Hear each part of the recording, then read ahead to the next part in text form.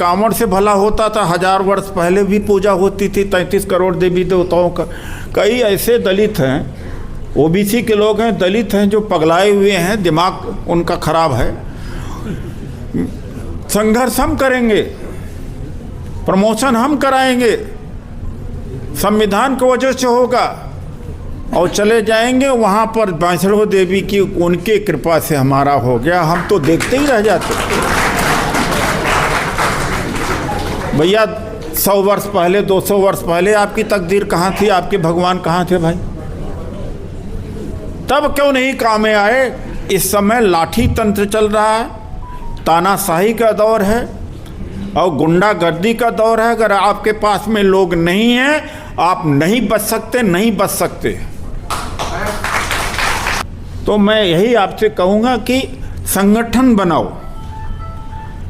केवल संगठन ही बचा सकता है, जन ही बचा सकता है, सिर ही बचा सकता है। जितने सिर होंगे उतने ही आप ताकतवर होंगे, और सिर ज़्यादा तभी आपके पास होंगे जब आप संगठन में बनोगे। तो ईसाई समाज है, डॉक्टर अंशु एंथोनी जी हैं, विल्सन जी हैं, साम्यूल जी भी आए हैं क्या भाई?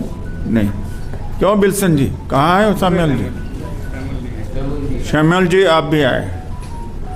ये प्रेयर नहीं कर सकते, प्रार्थना नहीं कर सकते, और प्रार्थना करेंगे तो धर्मांतरण है, इनको जेल में भेज देंगे। अब यही चीज़ मुसलमानों के ऊपर लागू होने लगी। ये अजीब सी स्थिति है भाई। और इनको कहते हैं कि हमारे हिंदू कम हो रहे हैं। तो भैया आप अपने हिंदू धर्म के जात पात को हटा दीजिए, आपके लोग कम नहीं होंगे। अब जब आप मंदिर में नहीं चढ़ने दे रहे हो, आरक्षण का विरोध करते हो, भागीदारी का विरोध करते हो,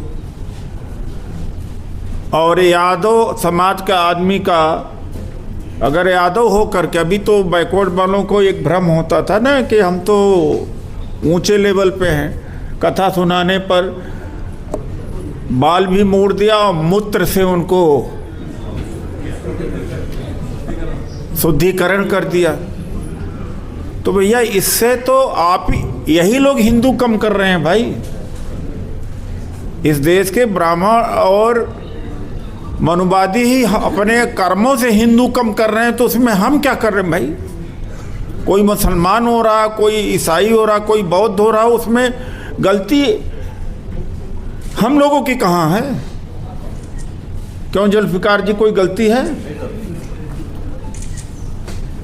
तो तुम भाई अपना ठीक कर लो, तो न मुसलमानों बनेगा कोई, न बुद्ध बनेगा, न ईसाई बनेगा। देखिए ऐसा है, जो ये कहते हैं कि मुसलमान यहाँ पर दलित पिछड़े तलवार की नोक पर मुसलमान बने, मैं साफ कर देना चाहता हूँ, बिल्कुल गलत है। 7वीं शताब्दी 7वीं शताब्दी से केरल में मुसलमान की संख्या बढ़ी। वहाँ कौन सा मुगल गए थे भाई अपना फौज लेकर के? सबसे पुरानी मस्जिद कहाँ है? केरल में है।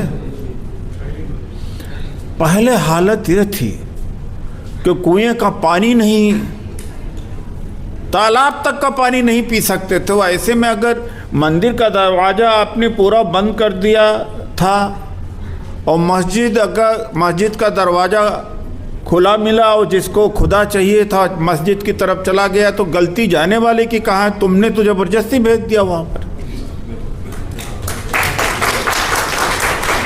और आज भी यही हो रहा।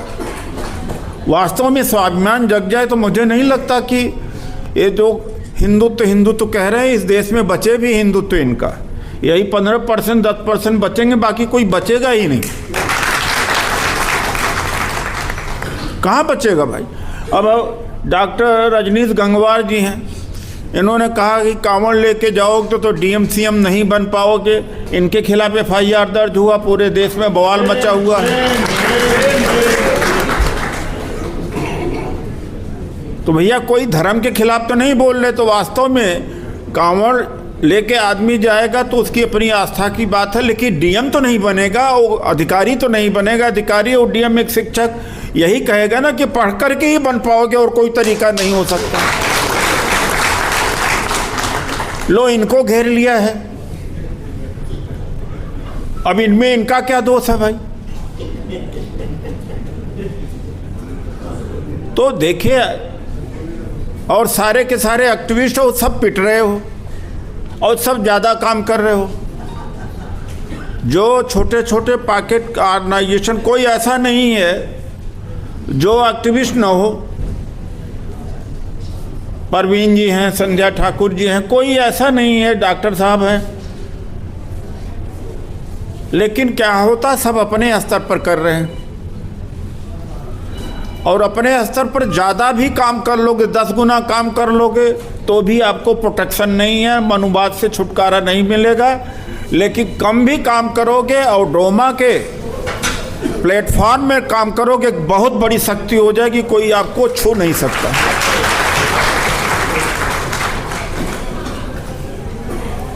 कोई छू नहीं सकता। जब वक्फ बचाओ, पिछले वर्ष वक्फ बचाओ रैली हमने किया, तो इस बार जब सुप्रीम कोर्ट में रिट डालने की बात आई, तो शाहिद अली जी हैं जो हमारे महासचिव हैं, एंथोनी जी को आप जानते ही हैं, परिचय है, और हमारे परवेज आलम खान जी, तो इनको मैंने कहा भाई, गैर मुसलमान अगर वक्फ बचाने के पक्ष में रिट डालता है तो हिंदू मुसलमान नहीं हो पाएगा। तो डोमा की तरफ से हमने सुप्रीम कोर्ट में रिट डाला कि ये गलत हो रहा है। तो ये जब तक आदिवासी, ओबीसी, दलित और पिछड़े इकट्ठा नहीं होंगे, अलग अलग संगठन चलाएंगे तो भी पीटेंगे, अलग अलग बटे रहेंगे तो भी पीटेंगे। इसलिए ये सामाजिक संगठन है, कोई राजनीतिक संगठन नहीं है। मैं आपको बता दे रहा हूँ, किसी भी हालत में राजनीतिक नहीं है। मैं 97 से आंदोलन चला रहा हूँ, कभी न मेरे कार्यकर्ता के ऊपर कोई चोट आई, न कार्यकर्ता हमारा फंसा, मुसीबत में था तो हमारा संगठन पहुंचा, न हमने इसका राजनीतिकरण किया। आज जो फ्रंट लाइन में लड़ रहे हैं राजनीतिक रूप से, वो अकेले पड़ गए हैं। अगर आपने बैकअप सपोर्ट नहीं दिया बहुजन समाज से सामाजिक आंदोलन का, तो अब इस देश को, संविधान को बचाना मुश्किल है, नहीं बचा पाओगे। चाहे समाजवादी पार्टी हो, कांग्रेस हो, कम्युनिस्ट पार्टी, कोई भी पार्टी, जो ये फ्रंट की लड़ाई वो लड़ रहे हैं। SIR क्या हो रहा है बिहार में आप देख रहे हैं। बैकअप सपोर्ट जब तक समाज की तरफ से उन्हें नहीं मिलेगा, अब वो चारों तरफ से मनुवाद ने कैप्चर कर लिया है। मनुवाद हटने वाला नहीं है। मैं आपको बता दूं, आपको एक बैकअप सपोर्ट करना पड़ेगा, अपने हित में, समाज के हित में, देश के हित में, संविधान बचाने के हित में, गैर राजनीतिक होते हुए भी। और ये जो जेबी संगठन है, जितने जेबी संगठन, ज़्यादातर जो व्यक्तिगत एक्टिविस्ट हैं, जब इनके ऊपर हमला होता है, जब अपनी बचत नहीं कर पाते तो समाज की क्या बचत करेंगे।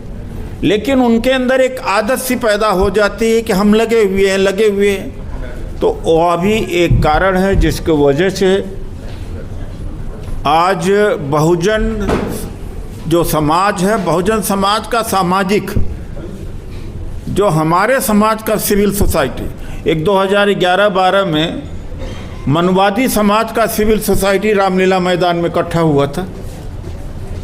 हमारे समाज के सिविल सोसाइटी इकट्ठा होकर के नहीं आती है। तो बहुजन समाज का ये सिविल सोसाइटी अब मैदान में आए, हम मैदान में आएंगे तभी मनुवाद से छुटकारा हो पाएगा, तभी लोकतंत्र बच पाएगा, संविधान बच पाएगा। हमारे आज का यहाँ जो कार्यकर्ता सम्मेलन जो हुआ है, हो रहा है, इसी पर्पज के लिए हो रहा है। हमारा मकसद मनुवाद के खिलाफ खड़ा होना। देखिए, राजनीतिक स्तर पर 85 को इकट्ठा करना मुश्किल है, लेकिन सामाजिक स्तर पर आप इकट्ठा कर सकते हैं। कितना भी कोई कहे व्यक्ति की कमजोरी होती है, उसको फायदा, उसको मंत्री अगर बनने का मौका मिलेगा तो बीजेपी में चले जाएगा, भले वो अम्बेडकरवादी हो। कितने शुद्ध लोग हैं, भले वो और दल में हो। लेकिन राजनीतिक, सामाजिक राजनीति में फर्क यह है कि राजनीति एक पावर गेम है। राजनीति में आदमी प्राप्ति के लिए आता है, मैं भी जाता हूँ तो प्राप्ति के लिए जाता हूँ। सामाजिक आंदोलन में कुछ देने आता है, इसलिए जो व्यक्तियों का या जो एक्टिविस्ट की है उनके आपस में अंतर्विरोध कम होते हैं। इसलिए सामाजिक स्तर पर 85% को इकट्ठा करना, एक मंच पर लाना स्वाभाविक है और आसान है और संभव है। राजनीतिक स्तर पर मुश्किल होगा। एक बार सामाजिक स्तर पर आपने ले आ दिया तो राजनीतिक स्तर पर आपकी कंट्रोल बढ़ जाएगी। नहीं भाई तुम गलत कर रहे हो, नहीं जा सकते हो तुम, वो कंट्रोल कर देगा। समाज में परिवर्तन आया नहीं है। अरे इस कदर कांवड़ लेकर के जा रहे हैं लोग पागलों की तरह। अपने माँ बाप की सेवा न करे कोई करे, अपने लिए आदमी न करेगा उतना, अपनी पढ़ाई के लिए इतना तपस्या नहीं करेगा। ऐसे समाज में आप समझते हो कि बहुजन एक हो जाएगा। इसलिए हमें सबसे पहले सामाजिक स्तर पर हमारे बीच जो विचारधारा होनी चाहिए, अम्बेडकरवादी, संविधानवादी और बहुजनवादी, जब तक वो विचारधारा हम लोगों के अंदर नहीं होगी तब तक हम अपने राजनीतिक नेताओं को लगाम नहीं लगा सकते। लगाम तो समाज ही लगा सकता है ना। तो आज की एक बात और भी कि 30 नवंबर को मेरा ख्याल है कि परवेज आलम जी या तो सांसी जी को पता होगा, 30 नवंबर को संविधान बचाओ रैली है। रामलीला मैदान में संविधान बचाओ रैली होगी 30 नवंबर को। और जितने 200 लोग हैं यहाँ पर, और 200 लोग एक एक बस का जिम्मेदारी ले लें तो आज बिना प्रयास के रामलीला मैदान भर जाएगा और आप संविधान बचा सकते हैं। कोई मुश्किल का काम नहीं है, कोई मुश्किल का काम नहीं है कि अरे तो नेता लोग ही बचाएंगे। भाई नेता चाहे वो सत्ता में रहे या न सत्ता में रहे, मार समाज ही खाता है। मार हम ही आप ही के ऊपर पड़ती है, सर्वजन के, आम आदमी के ऊपर पड़ती है। तो जो समाज खुद भुगतता है, आज जो पुलिस की यातना उसके ऊपर हो रही है, नौकरी नहीं मिल रही है, सब्जी नहीं बेच पाता कि तो कठुआ है, मुसलमान है, दलित है, उसका पलायन हो रहा है, पिटाई हो रही है। तो भुगत कौन रहा? नेता भुगत रहे हैं, समाज भुगत रहा है ना। जब समाज भुगत रहा तो समाज को क्या नहीं लड़ना चाहिए? समाज की भी जिम्मेदारी है, तो अपनी कंधे की लड़ाई, अपनी जिम्मेदारी की लड़ाई दूसरे के खाते में आप नहीं डाल सकते। यही हमें आपको बताना। तो एक तो कल ही बात हो रही थी, सांसी जी आए, असलम परवेज खान जी भी आए, अंसोनी जी भी थे और लीडरशिप आई पूरी। तो हमने कहा कि देखिए प्रदेश स्तर के तमाम पदाधिकारी हम बनाते हैं दिल्ली के, लेकिन जिले स्तर के होना चाहिए। बल्कि चंदोलिया जी भी थे, योगराज चंदोलिया जी भी थे। जिले स्तर के पदाधिकारी होना चाहिए, जिला अध्यक्ष। तो यहाँ जितने लोग हैं, मैं यही आग्रह करूँगा, चूँकि आज भीड़ भाड़ ज़्यादा है, अपना डाटा तो यहाँ दे दीजिएगा, अपना मतलब पता नंबर तो ज़रूर दे दीजिएगा ताकि हम आप तक पहुँचे, आप हमारे तक पहुँचे। एक दूसरी बात है कि ब्लॉक स्तर पर, जिला स्तर पर संगठन खड़ा हो तो एक बहुजन आंदोलन, सामाजिक बहुजन आंदोलन दिल्ली से चले, जैसे आम आदमी पार्टी केवल दिल्ली से पूरा देश को खौला दिया, उसी तरीके से दिल्ली का जो बहुजन आंदोलन है पूरे देश के लिए दिशा बन सकता है। और आपको मैं बता दूं, ये शब्दों का, भाषणों का इसका कोई मतलब नहीं है। एक आदमी जिसके पास ताकत होती है, लोग होते हैं, चाहे यहाँ बीच में खड़ा है तो यहाँ है तो ताकतवर वही माना जाता है। नहीं कि जो आकर के भाषण दे वो ताकत यहीं तक की रहती है, और जहाँ भाषण दे के निकला वो उतना ही रहेगा, उतना ही रहेगा।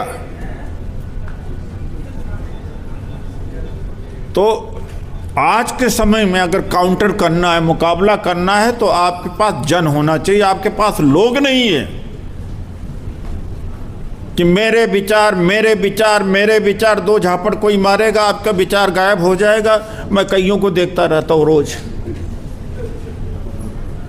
ट्रांसफर हो गया भाग के आ गया, पुलिस ने जबरदस्ती फंसा दिया भाग के आ गया, गाली गलौज के कब्जा कर लिया भाग के आ गया, विचार गायब हो जाते। तब भैया ऐसा दौर चल रहा है जहां बुद्धिवाद के खिलाफ एक लहर चल रही है।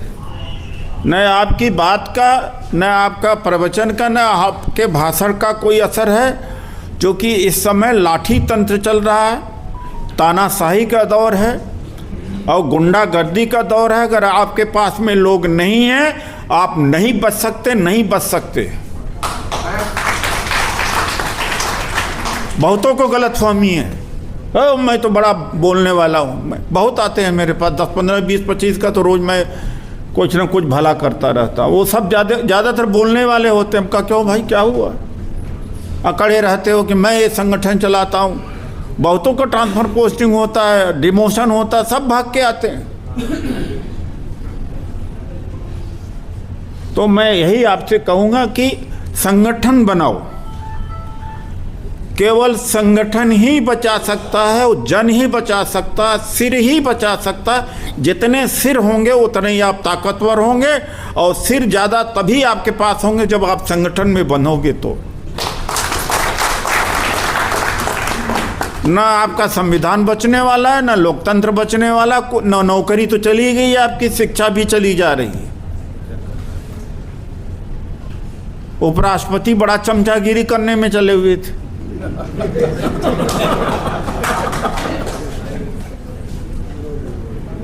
कि मैं तो जाट समाज का हूं, किसान समाज का हूं। ये हालत है आज के दिन में है कि केवल एक उस आदमी ने एक रिजोल्यूशन स्वीकार कर लिया विपक्ष से वर्मा के खिलाफ। वो दौर चल रहा है, कितना भयंकर और तानाशाही का दौर चल रहा है, और उसको 1 घंटे में जाना पड़ा। हम आप क्या हैं? इसलिए मैं यही कहूँगा कि आपके पास लोग नहीं है, आपके पास संगठन नहीं है, तो आप महफूज, आप सुरक्षित नहीं हैं। अब तो जीने का मुश्किल है, चलना बड़ा मुश्किल हो गया है भाई। इतना मैं यही कहूँगा कि हम इसीलिए बीच में मुझे आना पड़ा। बड़ा औपचारिक ये नहीं है, ये सारे एक्टिविस्ट लोग हैं। तो एक क्यों नहीं एक दिल्ली से शुरू किया जाए। मैं तो यह भी कह रहा हूँ, ईसाई समाज ज़्यादातर दलित हैं, पिछड़े हैं। वो प्रेयर करने लगते हैं तो भी जाके मारने लगते हैं भाई उनको। ऐसे ही मैं देखा हूँ, दिल्ली में होता है। अरे भाई, धार्मिक आज़ादी है, आर्टिकल 25 कॉन्स्टिट्यूशन में है, लेकिन ऐसे में मुस्लिम, ओबीसी, दलित समाज को उसके पास पहुंचना चाहिए। खबरदार, ये बहुजन का हिस्सा है। यही मुसलमानों के साथ में होना चाहिए, तो अन्य लोगों को पहुंचना चाहिए।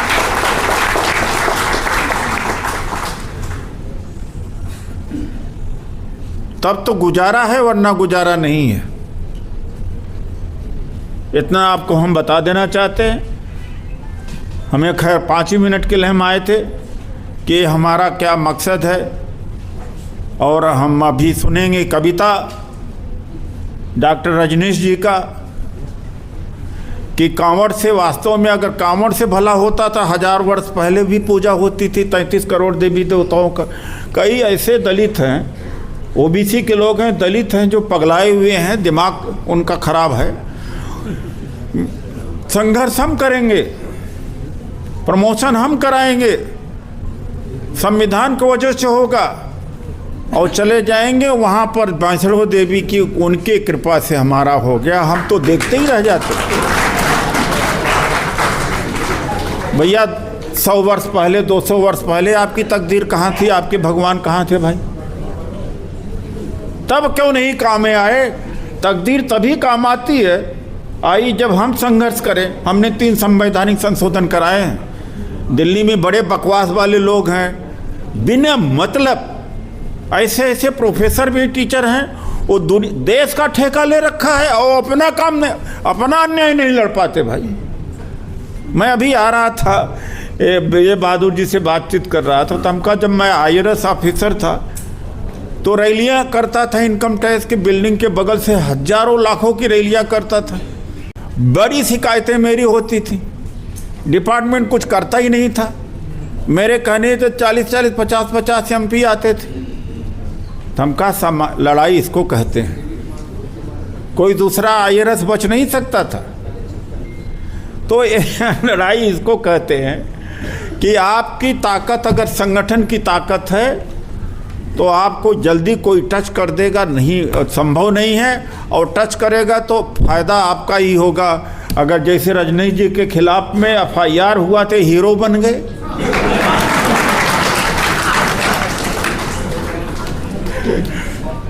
लोग होने चाहिए भाई, संगठन होना चाहिए, उसके लिए हिम्मत होना चाहिए।